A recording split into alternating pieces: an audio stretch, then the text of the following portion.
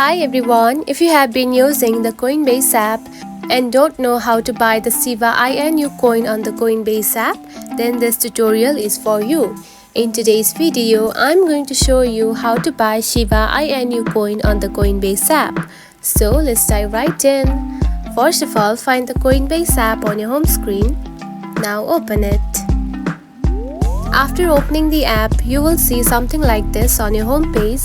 Now tap onto the search bar and type Shiba Inu to find it, just like this. Now here you can find the pairs of the currency just right here.